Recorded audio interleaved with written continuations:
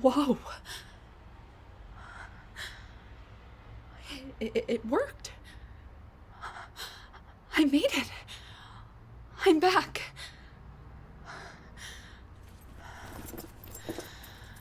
Okay. Don't get ahead of yourself now. Check the data. Let's see.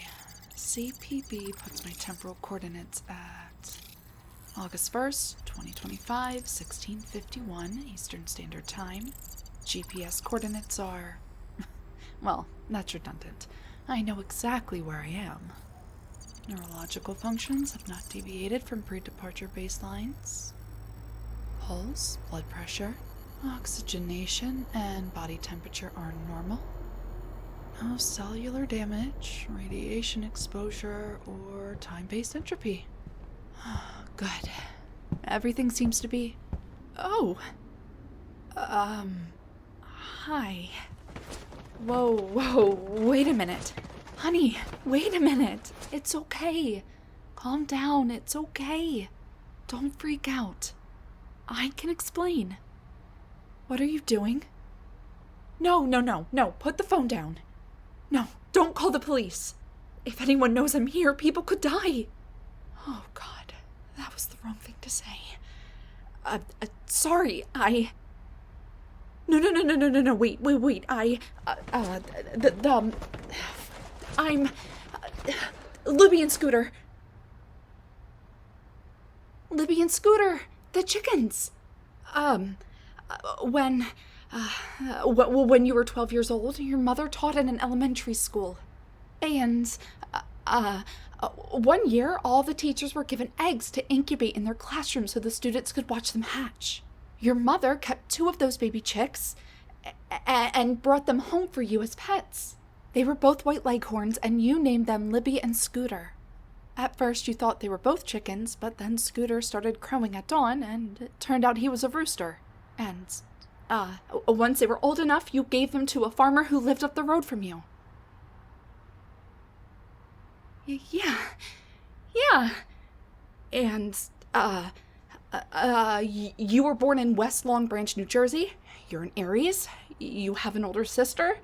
You used to collect cicada shells when you were a kid. You love those really bad, low-budget, made-for-TV horror movies, and you're writing and illustrating a science fiction comic series called Omniform. The main character.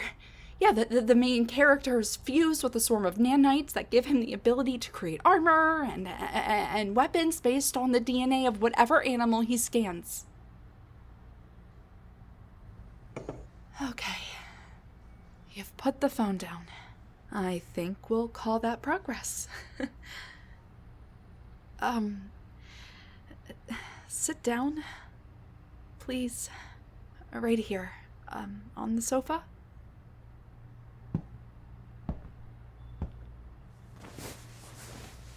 And, I'll just sit next to you.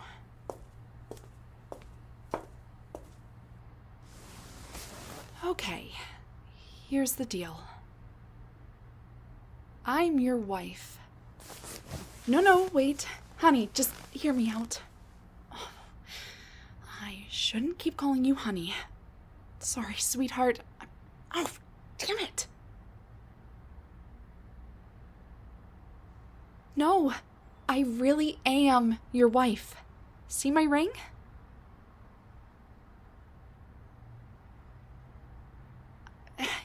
Yes, I know you're not married.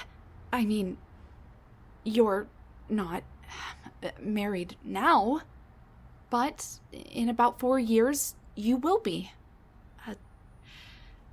To me. You see, I'm from the future.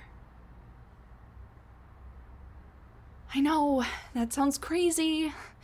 I know I sound crazy, but here, look. This is my chrono positioning beacon, CPB for short. It pinpoints my exact temporal location. Sort of a fourth-dimensional GPS. And this is my neurological, organic, and vital assessment scanner. Or just NOVA scanner. It checks my vitals, scans for cellular damage and radiation exposure, and even detects erratic brainwave activity. In fact, here, I'll give you a demonstration. It won't hurt, I promise. Just a quick scan. You won't feel a thing. Let's see. Currently, your body temperature is 98.8 degrees Fahrenheit, or 37.1 degrees Celsius. Pulse is 91 BMP, and your blood pressure is 129/80. Well, that should stabilize. You're probably just feeling a little stressed out at the moment. Oh, but your oxygen saturation is 99.2%. That's excellent. Cellular structure is normal, as is your brainwave activity. Only a trace amount of low-level non-ionizing radiation. Most likely from the decaying bricks of this building and your old Wi-Fi router. Well, I mean, it's old to me. Now, you have to admit, this technology is far more advanced than anything you've ever seen before. Combined with the fact that I, materialized into your apartment out of thin air, what other explanation could there be?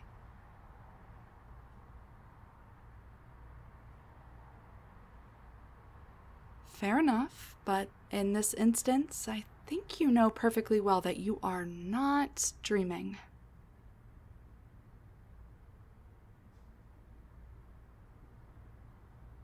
Yes, I'm really from the future. The year 2049, to be precise.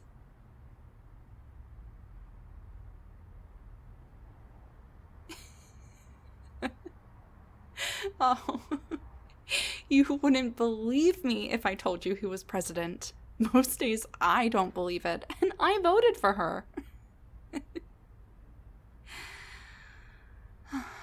Listen, I'm sure you have lots of questions right now, and I promise I'll explain everything, but could I just have a look around first?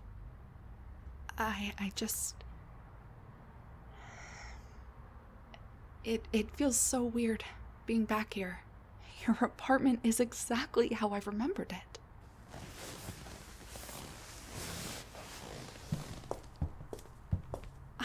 it. Is this the beat-up old sofa we got rid of? It looks brand new. We, had a lot of good times on the sofa. Let's see. Now, you would have gone to Japan about 2 years ago, so where is your... Oh, there it is! The ☆☆☆ doll you brought back. You still have that. You keep it in your home office. You always say that since ☆☆☆ symbolize perseverance and determination, having it around you helps you with your writing. And considering how successful a career you've enjoyed, I'm inclined to agree.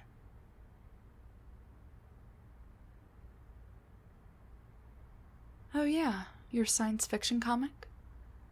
100 issues, followed by a 5-season live-action series on a streaming service. Keep writing that, okay? And please, just use your own God-given creativity instead of AI software programs.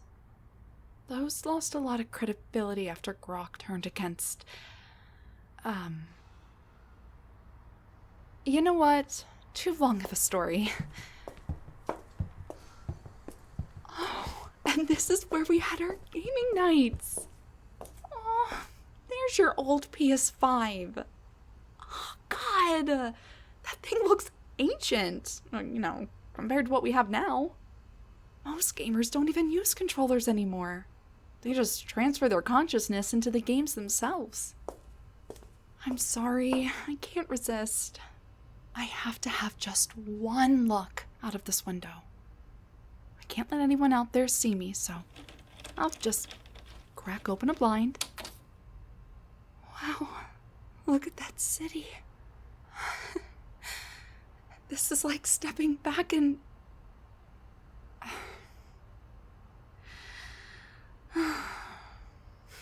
Right. Incredible. People are driving their cars.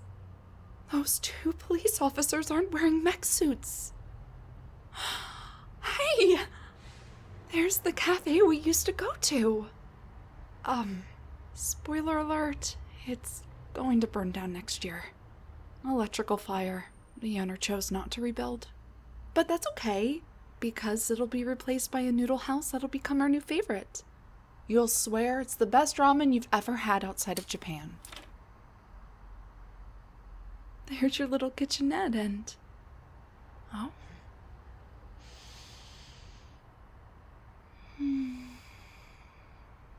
You've got one of your homemade pizzas in the oven right now. You know, ever since I met you, I thought it was incredibly sexy how well you could cook. I'm, quite possibly the worst chef who ever lived, so the way to my heart was definitely through my stomach. I swear, the way you've been feeding me these last 24 years, I would have put on 100 pounds by now if I didn't have such a crazy metabolism.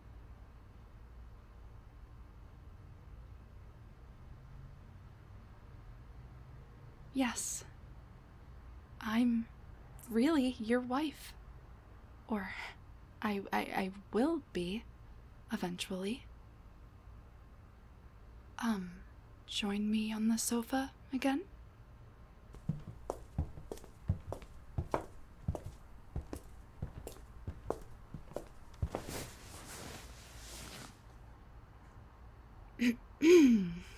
So, as you've likely inferred, scientists will eventually develop time travel. My own pioneering research and experiments were actually quite instrumental. A DeLorean? What are you... Oh, that old movie. No.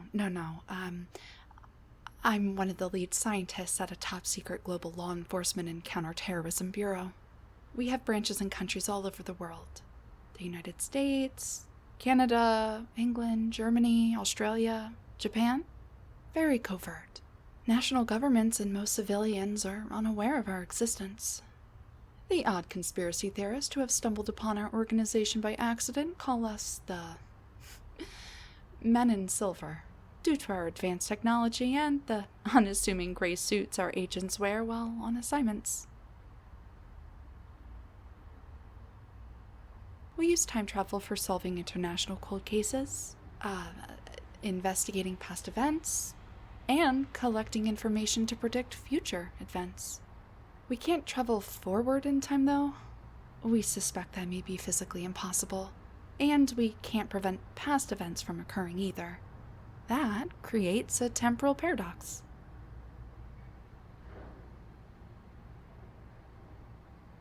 Well, think of it this way. If you went back in time to prevent, say for instance, the Boston molasses flood, and you succeeded, then you would create a future in which you wouldn't have gone back in time to prevent the Boston molasses flood from happening in the first place. Oh, no, I'm not here on an assignment. I'm not even an agent. I just work in the lab. Only agents are permitted to use time travel, and they need literally years of training first. But I worked out a loophole. Officially, I'm not allowed to use our agency's time travel capabilities for field work, but as one of their scientists, I am permitted to test out new inventions or upgrade I develop. I recently installed a software update to our time machine, so I technically have the authority to determine if the update was installed successfully. And it was. So, yay!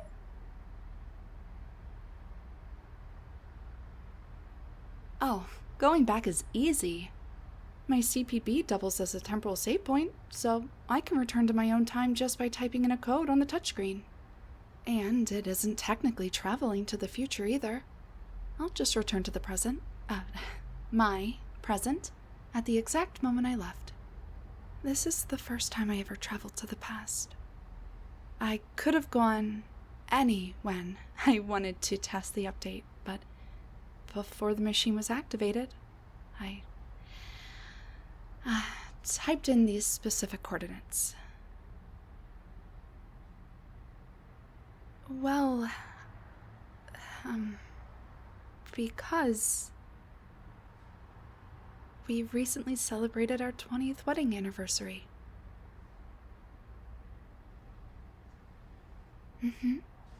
20 great years. I can't go to the future to see exactly how many more we'll have, but I like it better that way. Why spoil the ending?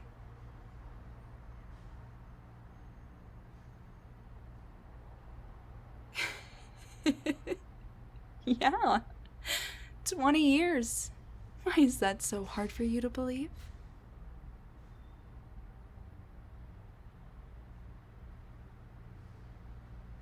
Oh, I see.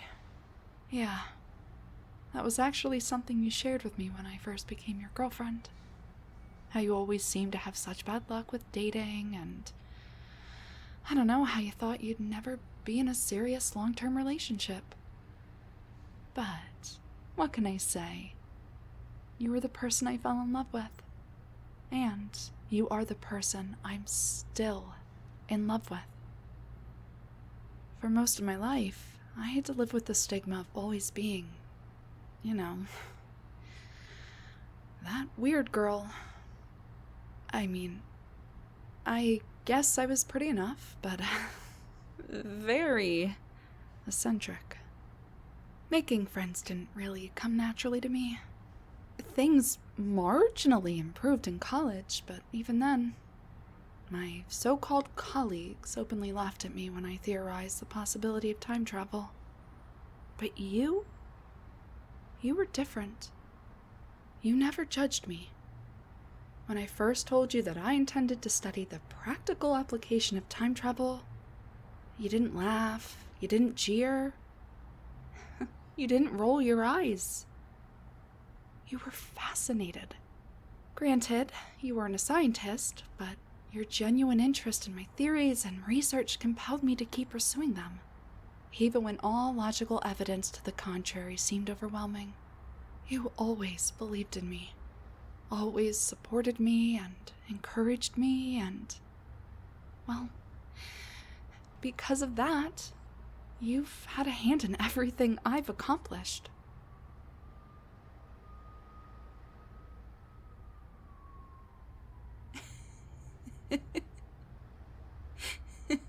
Well, that's because you are a catch.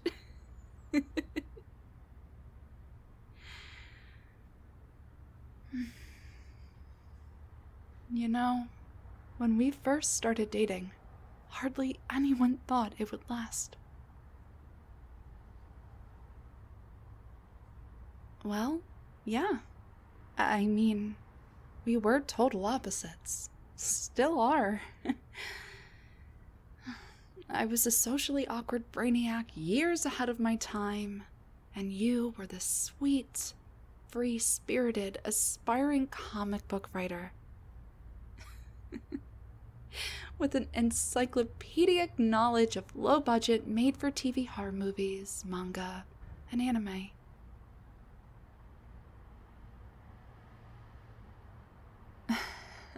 Well, I had just moved in across the hall. I was getting ready to start my doctorate program at the university. One day, I went downstairs to check my mail, and when I came back up, I realized, helpless scatterbrain that I am, that I locked myself out of my apartment. No keys, no phone, no anything. Anyway, I knocked on your door, very awkwardly introduced myself, and asked if you would text the building manager on my behalf. Well, I got a whiff of one of your pizzas you had going in the oven, and you shared it with me while we waited for the manager to show up. I had never clicked like that with another human being in my entire life. We ended up talking for over 4 hours. I missed the manager completely. You had to text him again. We hung out almost every day after that. You'd have me over for dinner and some gaming, or I'd have you over at my place for a movie night. Or we'd explore the city, or we would just stay up late and talk. I would tell you all about my classes and my experiments, and you would tell me all about the next issue of your comic you were writing. And we would both geek out just as much over either. I knew right away that I liked you. You were just so sweet and funny and creative, and I felt like I could just really be myself around you.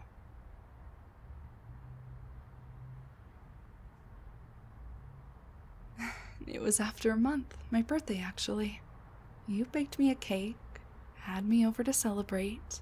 We binge-watched an entire season of some newly dubbed anime, laughed our heads off, and then after that, we just sat here on this sofa and talked. Eventually, you took my hand. You told me that you really liked me and asked if I would be your girlfriend. And of course, I said yes. You actually got a little teary-eyed. We both did. From that moment on, we were official. We updated our Blue Sky accounts accordingly and gave each other spare keys to our apartments. And, it's a little embarrassing to admit, but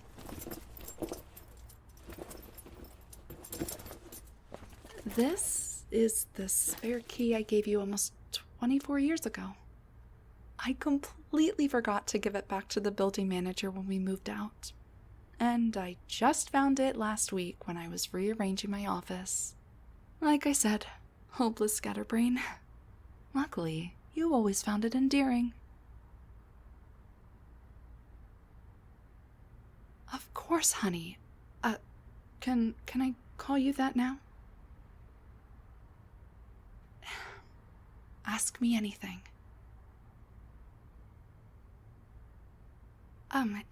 Yes. We love each other very deeply and have a very healthy, stable marriage.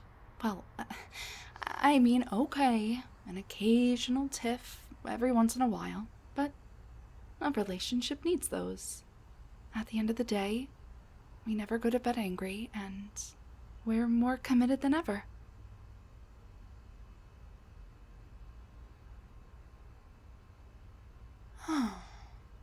Well, I'm not exactly sure when we first fell in love, but I do remember when we first confessed to being in love. We had been official for about 4 months, and we had a very rough week. I had a massive project due in one of my classes, and you were struggling to finish a rough draft to send to an agent who had shown some interest in your comic series. But we kept each other sane and prevailed. We needed some serious downtime that weekend, so you had me over to unwind. You were too worn out to cook, so we just ordered Chinese and played some survival video games together while we chatted through our headsets. We were sitting exactly where we are now, and as our avatars were... You know what, I don't know. I think we had just killed someone and were destroying their base. I heard your voice through my headset say, "I love you."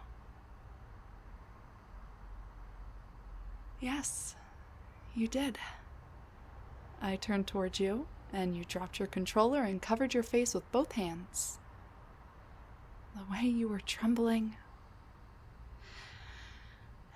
I could tell you'd been working up the nerve to tell me for weeks.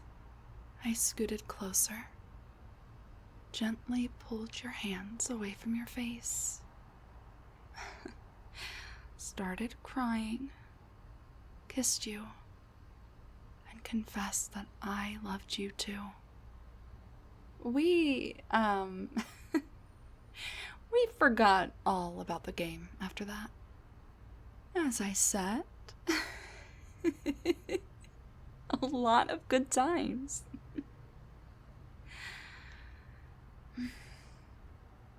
God, I forgot how cute you were when you blushed at this age. But yeah, We were a young couple, in love, and in a serious relationship.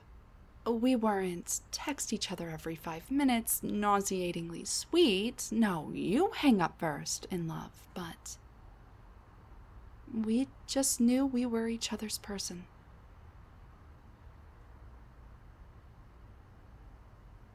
As a matter of fact, we did move in together. The following August, both of our leases were up, and we decided that since we were already pretty much living together at that point anyway, it just made sense for us to get our own place. We moved into one of the bigger units 2 floors above. Quieter, better view of the city, and we saved on rent. 2 years, and it was wonderful. Breakfast together in our kitchenette every morning, texting each other cute little emojis and flirty messages throughout the day, collapsing in each other's arms when we got home, and, if we had the energy, you know. Oh, there's that blush again.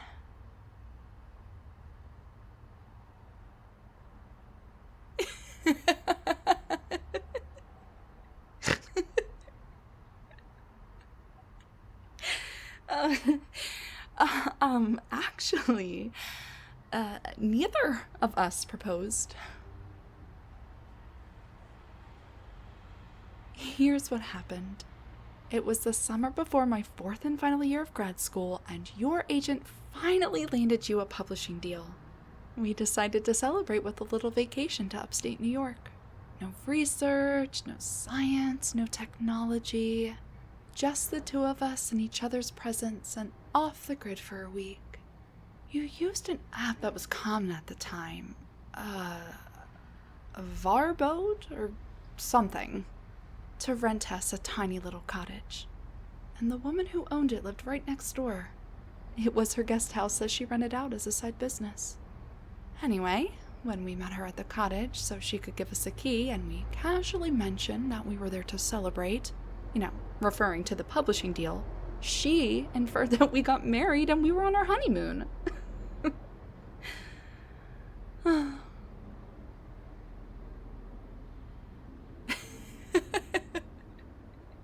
Well, she was in her 70s and kind of loony, so neither of us had the heart to correct her.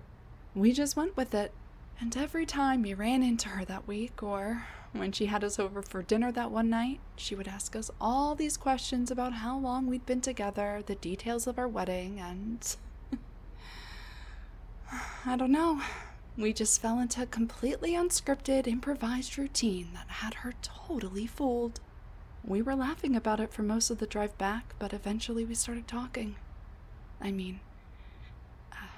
Really talking.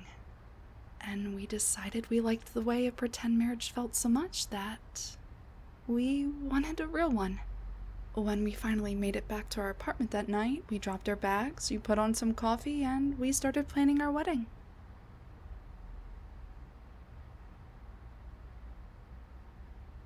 Yes, you did eventually give me an engagement ring. This engagement ring, actually. Isn't it lovely? We were married the following summer after I graduated. It was a simple, quaint little ceremony in my parents' backyard. No more than 30 guests. Your niece was the most adorable flower girl anyone had ever seen. Yeah, your niece. She was the... Oops. Well, try to act surprised at the gender reveal party. Anyway, after that, you kept publishing your comics, and I was hired as a researcher for a laboratory. And about 2 years later, I was recruited for my current job. The rest is, well, history. So, I guess there's a lot to unpack here. But the takeaway is, you are going to be a sweet, kind, loving, loyal, and committed partner. Better than anyone with whom I could have imagined sharing my life.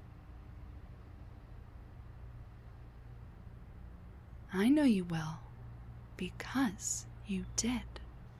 Time travel is funny that way. That's why I came back.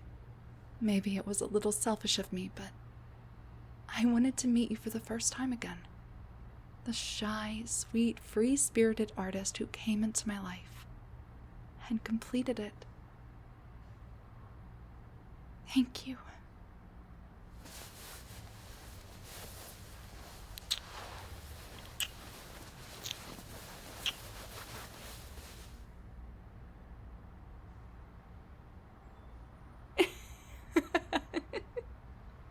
No, that wasn't cheating. You're the same person biologically. Uh-oh. I think that might be my cue to leave. Excuse me for a moment.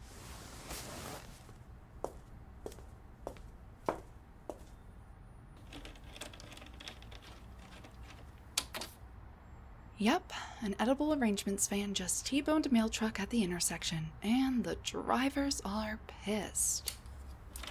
I'm sorry, honey, but I've got to go now. I'm almost out of time. Literally.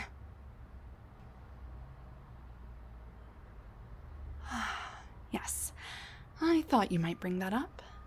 You would think that my coming back to visit you would create a temporal paradox or drastically change the future, but I haven't actually changed the past. Everything happening now is just part of the past that I already traveled to.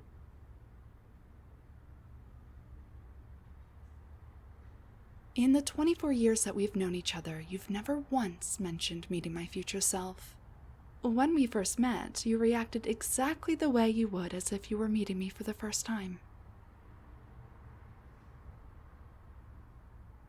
Well, either you genuinely forgot, which is astronomically unlikely, you suffered a severe head injury resulting in brain damage and subsequent memory loss, which I know firsthand did not happen, or your memory of my future self was removed.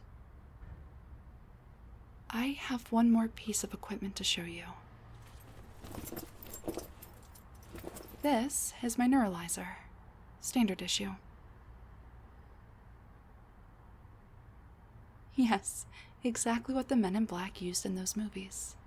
That's actually what inspired my agency to create them for real. It emits a low-level magnetic pulse that destroys the data of one's episodic memory. One little flash of light and that's it. The memories are purged, eradicated, gone. I'm sorry, sweetheart. I really am. But in order to preserve the timeline and protect the future, protect our future, well, officially I am on the clock and I need to do my job.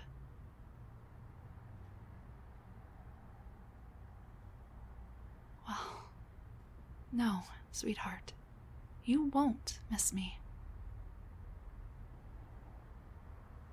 Oh no, it doesn't hurt at all. You may feel a little lightheaded, but that wears off very quickly. You'll just think you dozed off here on the sofa. I'll adjust the neuralyzer to erase everything after the time I arrived, which was 16:51 Eastern Standard Time. I'll add extra 5 seconds just to play it safe. Okay, honey. Keep your eyes on the lens and try not to blink. I will love you so much. Well, only one last thing to do.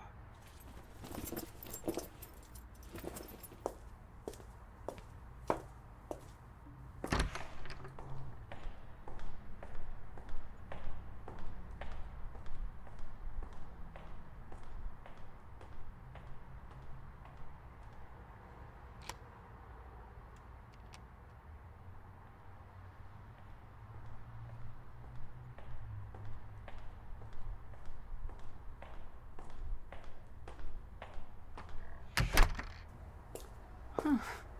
I guess, in a way, I really did lock myself out.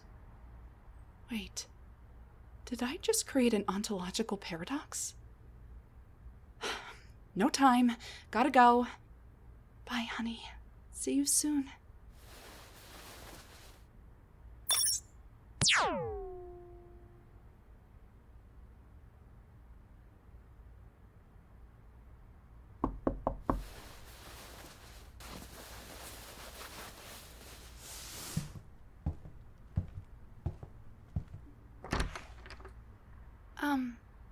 Hi.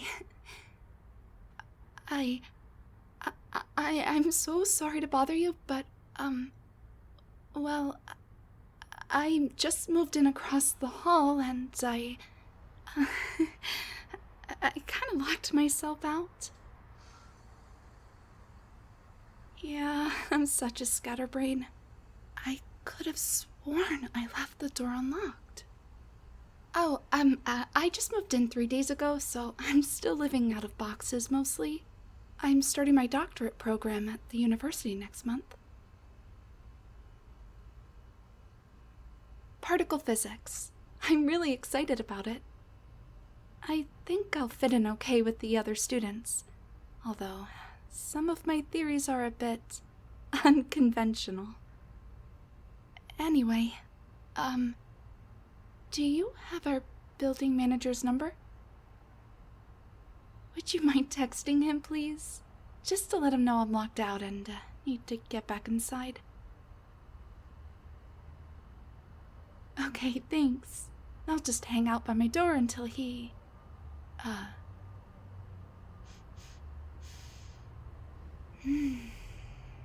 Say, whatever you're cooking smells really good.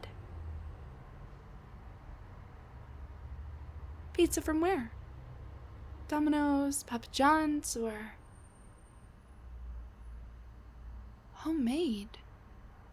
You made it? As in, made it from scratch? Like, even the dough? Wow, that is so cool. I have, like, 0 culinary skills. What kind of toppings?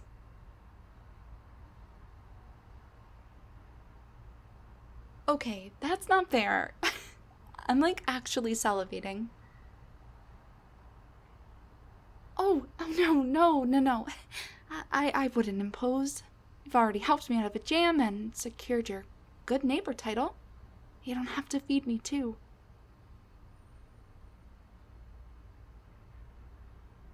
Are you sure? I don't want to eat you out of house and home. I have a pretty crazy metabolism.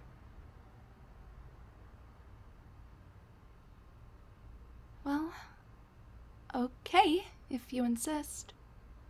Maybe just a slice. Or 2? It's very nice to meet you. What's your name?